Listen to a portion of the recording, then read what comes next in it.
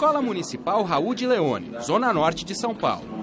Foi o lugar que escolhemos para fazer uma conversa com os professores sobre a construção do currículo na escola.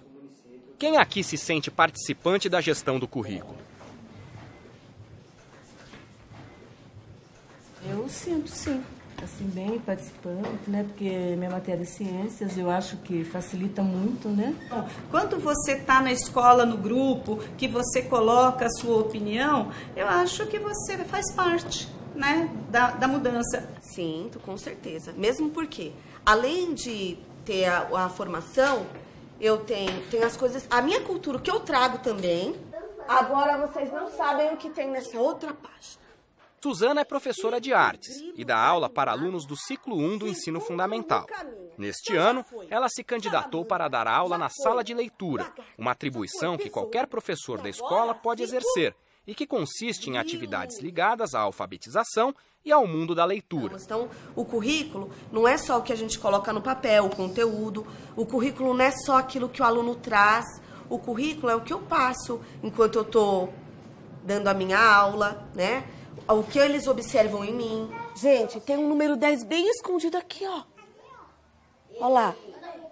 É muito importante que o currículo seja um projeto discutido e compartilhado entre os atores educacionais.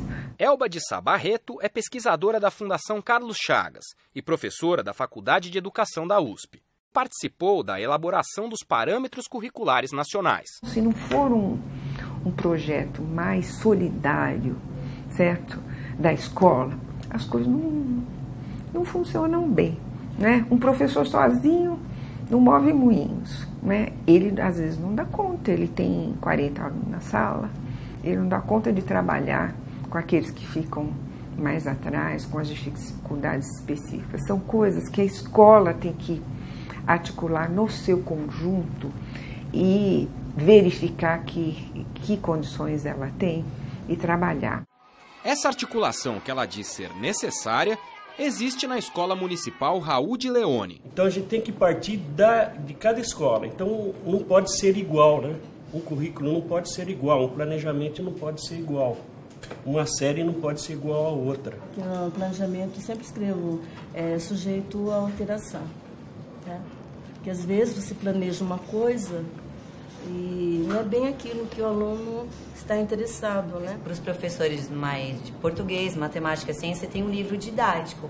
Eu acho que esse é o maior direcionamento, mas não necessariamente que ele tem que seguir naquela ordem ou todos, porque às vezes a realidade do aluno não condiz com a realidade do livro didático. E o gestor da escola? Como pode participar da gestão do currículo? No programa Autonomia na Administração Escolar, ligado à disciplina 26, tive a oportunidade de conhecer 3 diretores que mudaram a forma de pensar e construir o currículo. Ana, por exemplo, quebrou os muros internos da escola. Logo que eu cheguei, a gente começou a discutir, junto com o conselho de escola, que escola que a gente queria ter, né? Que escola que a gente tinha e que escola que a gente queria ter. O fato da escola não ter paredes não é uma questão física ou uma coisa para ser diferente. É para propiciar certas coisas que a gente acha que são importantes. Por exemplo, a docência solidária, né? Porque Paulo Freire já diz que o professor solitário na sala de aula é muito cruel com todo mundo, não só com o professor, mas com o estudante também. Ó, ele tá o quê da cantina? Tá ao lado da quadra de esporte e ele tá o quê da cantina? Tá perto? Tá o quê? Solidário. Olha aí o termo que a professora Elba tinha dito agora há pouco. É uma capacidade de criar condições de um trabalho solidário e não solitário, né? Nós tivemos uma tradição de sistema educacional em que os professores respondiam, cada um por si, fechava a porta da sala de aula e o currículo aqui dentro, quem cuida sou eu. Uma coisa em comum entre os 3 diretores convidados é que eles resolveram tratar o currículo com projetos de trabalho. Braz instituiu uma república de alunos que virou o projeto político-pedagógico da escola. Quem de vocês aqui é vereador?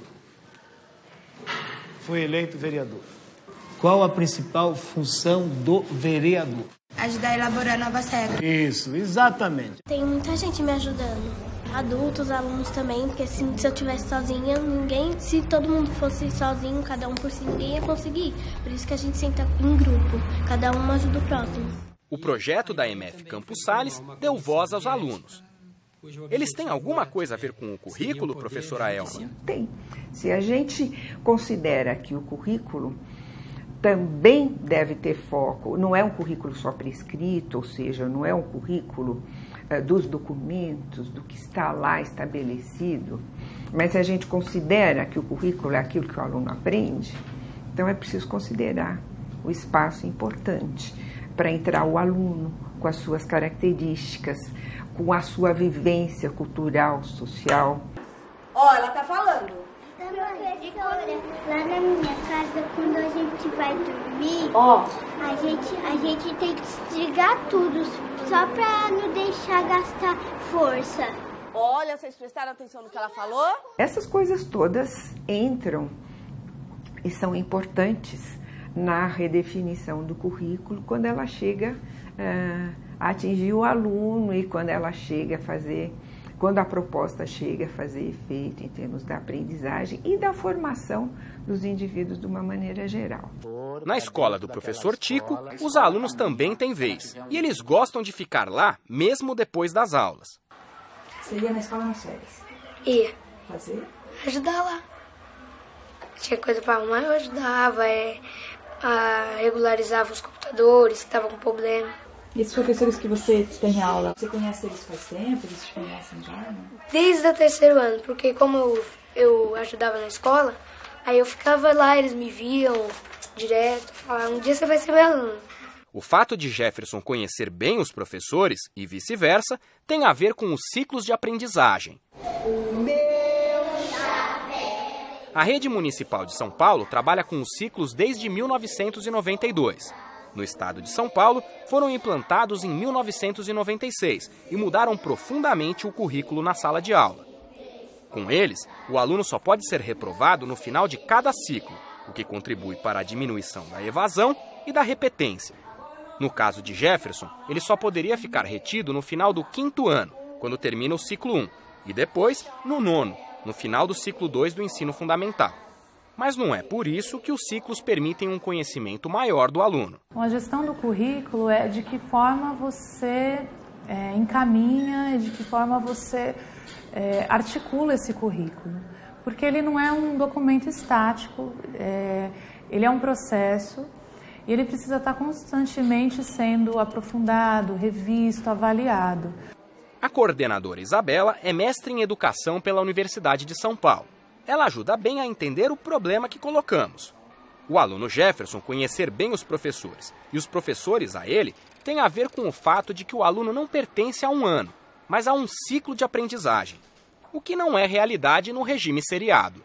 Dentro do regime seriado e até hoje em algumas escolas, onde o trabalho coletivo é muito fragmentado, o aluno parece que ele entra na escola todo ano, né? Parece um aluno novo. E a gente perde muito tempo no início do ano fazendo avaliações diagnósticas para tentar conhecer esse aluno como se ele fosse novo. E ele não é, ele já estava na escola, ele já tem um percurso nessa escola. Então, os ciclos possibilitam esse aluno uma flexibilização dos tempos e espaços. A partir do momento que eu entendo que os alunos têm ritmos diferentes de aprendizagem, então os ciclos não colocam barreiras de ano a ano, dando tempo, isso somado a intervenções didáticas para que ele aprenda, né, e que a escola garanta patamares mínimos, né, de conteúdos, de aprendizagem significativas para esse aluno.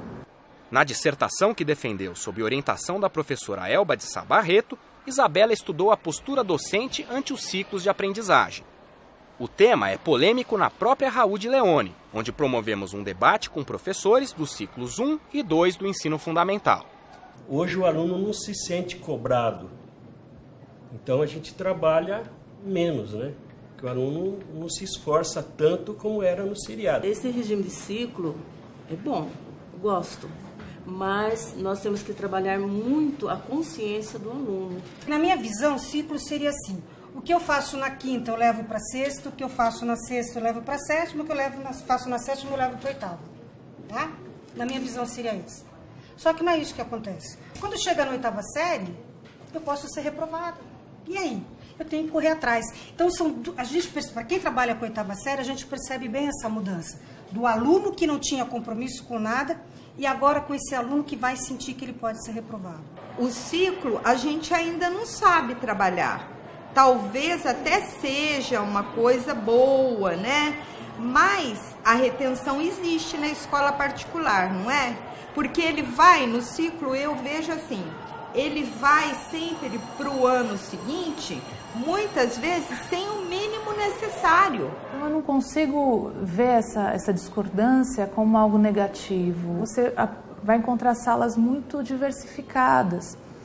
E eu não tiro a razão ou os argumentos dos professores de que é muito difícil lidar com a diversidade. A gente não tem fórmulas prontas. Porque ano a ano a gente vai conhecendo alunos com dificuldades diferenciadas, muitas vezes com salas com muitos alunos. Agora os meninos vão encontrar para mim os cogumelos com bolinhas roxas. Muitas vezes a gente chega no finalzinho do ciclo e percebe que a criança ainda traz alguma dificuldade de lá do primeiro.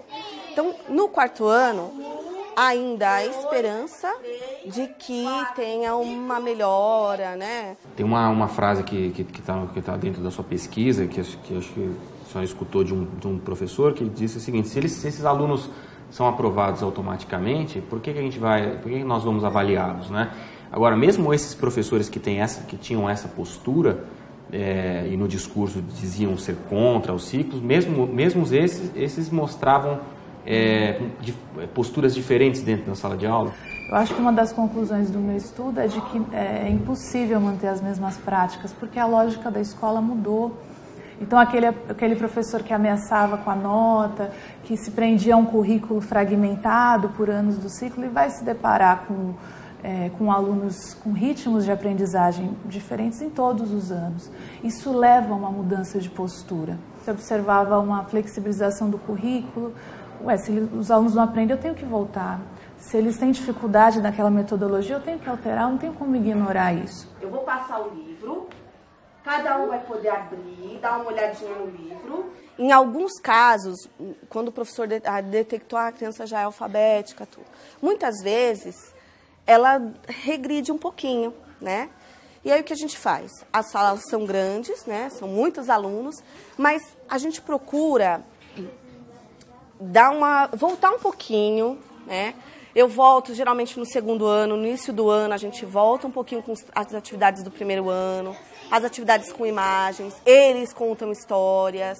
Pode-se dizer que isso é mais trabalhoso do que no regime seriado? Eu não tenho dúvida de que ser professor hoje é muito mais difícil, impõe muito mais desafios do que no regime seriado.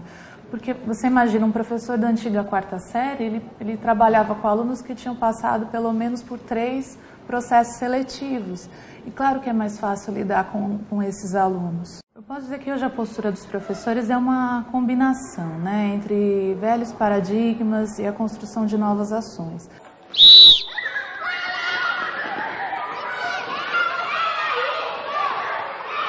Ainda sobre gestão do currículo, é preciso falar mais 2 coisas. Existe um elemento novo que foi introduzido na gestão do currículo, que é a questão da avaliação externa. A convivência com as diferenças. Por exemplo, tem uma região aqui em São Paulo que você tem famílias bolivianas. A avaliação externa, a qual a professora Elba cita, influencia o modo de lidar com o currículo, como veremos mais adiante numa reportagem especial sobre Foz do Iguaçu, no Paraná. Hoje, com a premência da avaliação do resultado dos alunos, há muito mais pressão sobre as escolas e sobre os sistemas para que haja uma certa uniformização. É um processo muito evidente nesses últimos anos, sobretudo depois da introdução do IDEB. A convivência com as diferenças, lembrada pela professora Cecília Matti, é o multiculturalismo, tema que veremos no próximo programa. O multiculturalismo é essa convivência que você pode ter, claro que conflitos tem, mas uma convivência assim mais leve, né, com essas diferenças. Nós temos uma escola na Faculdade de Educação com a qual nós fazemos estágio e que tem crianças, filhos de bolivianos. Aí é o próprio exemplo do multiculturalismo. Além do mais, os meninos ficam me chamando de japonês ou chinês aí, ó. E não pode? Não, eles acabam apanhando.